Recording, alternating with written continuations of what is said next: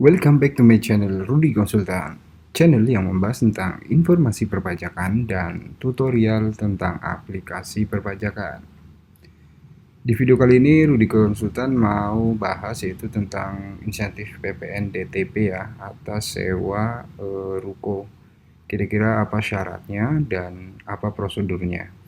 Sebelum gue lanjut, untuk teman-teman yang mungkin baru lihat channel ini, jangan lupa klik tombol subscribe, jangan lupa nyalain juga loncengnya agar teman-teman tidak ketinggalan informasi terupdate dari Rudy Konsultan. Dan jika teman-teman yang sudah klik tombol subscribe, terima kasih banyak. Dan untuk teman-teman yang mungkin butuh jasa konsultan pajak, teman-teman bisa hubungi nomor WhatsApp kami yang tertera di profile channel kami. Oke, di sini gue akan bahas yaitu tentang insentif PPN DTP.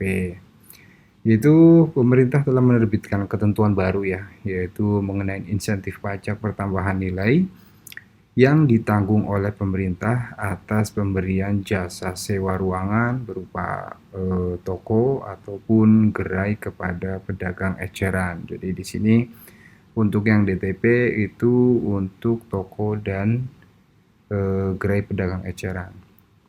Terus kemudian ketentuan insentif PPN atas DTP tersebut tercantum dalam Peraturan Kementerian Keuangan yaitu nomor 102 garis miring PMK 010 garis miring tahun 2021 yaitu tentang pajak pertambahan nilai atas penyerahan jasa sewa ruangan atau bangunan kepada pedagang eceran yang ditanggung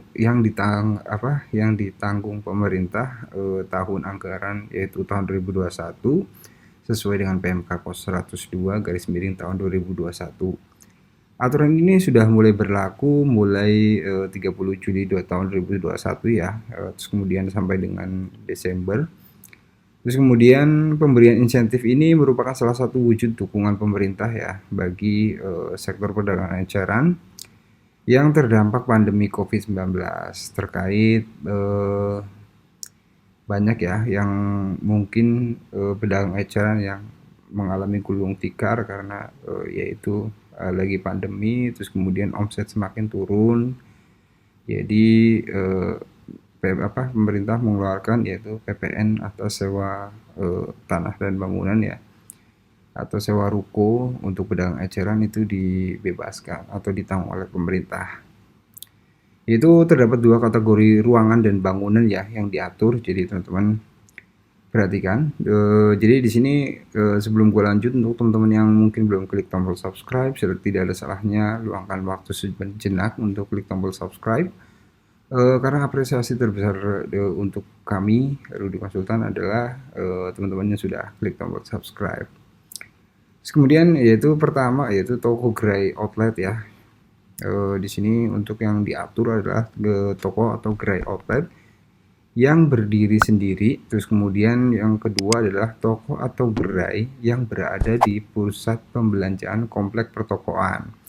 Fasilitas pertama yaitu hotel, rumah sakit, fasilitas pendidikan, terus kemudian fasilitas transportasi publik, terus kemudian fasilitas perkantoran dan pasar rakyat. Jadi ada ketentuannya. Jadi teman-teman jadi pastikan dulu teman-teman jika mau mengajukan yaitu pengajuan PPN DTP, pastikan teman-teman ada di ketentuan yang tersebut ya. Terus kemudian adapun pedagang eceran yang dimaksud adalah pengusaha yang seluruh atau sebagian kegiatan usahanya melakukan penyerahan barang dan jasa kepada konsumen akhir. Jadi konsumen akhir di sini maksudnya mungkin kayak pedagang eceran kan biasanya yang beli ibu-ibu atau apa, jadi kan dia memang konsumen akhir. Terus kemudian insentif PPN DTP atas penyerahan jasa sewa ruangan atau bangunan kepada pedagang eceran ini hanya ditagihkan pada Agustus tahun 2021 sampai dengan November tahun 2021. Jadi insentif DTP ini penyerahan terutang sewanya untuk periode Agustus ya, sampai Agustus 2021 sampai dengan Oktober 2021 yang ditagihkan di masa Agustus. Jadi itu ketentuan keduanya. Terus kemudian berdasarkan pada ketentuan di atas, jika Bapak merupakan pengusaha yang sudah dikukuhkan sebagai pengusaha kena pajak ya, jadi jika memang Bapak itu sudah PKP dan menyewakan kios, pasar, dan ruko kepada pedagang eceran sesuai dengan ketentuan PMK 102 garis miring 2021, maka Bapak mendapat memanfaatkan insentif DTP ini. Jadi kalau memang si penyewanya itu belum PKP ya nggak bisa pengajuan, yaitu insentif atau PPN yang ditanggung pemerintah. Terus kemudian selain itu terdapat dua kategori ya, kewajiban atau prosedur yang harus dipenuhi. Nah ini penting banget ya teman-teman, jangan di skip agar tidak ada miskomunikasi. Terus kemudian yaitu membuat faktur pajak keluaran realisasi PPN DTP, yaitu faktur pajak dibuat dengan mencantumkan ada beberapa hal yang perlu diperhatikan ya. Yang pertama adalah, poin pertama adalah kode transaksi. Kode transaksi itu biasanya untuk lawan transaksi yang swasta atau ini kan biasanya 010 ya. Nah, di sini untuk kode transaksinya teman-teman pakai 02 ya, dengan keterangan ya, yang poin 2-nya adalah keterangan ditanggung pemerintah, eksekusi PMK nomor terus kemudian garis miring PMK 10 tahun 2021.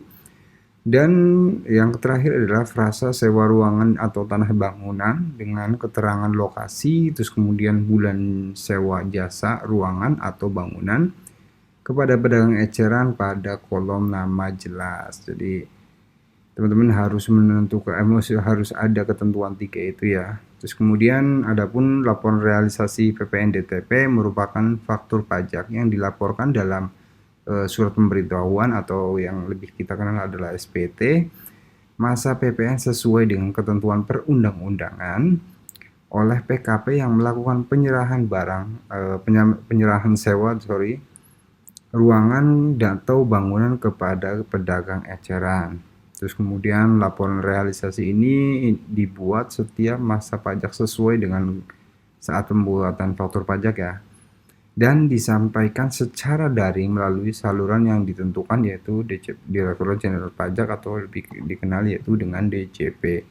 Paling lama adalah akhir bulan setelah masa pajak.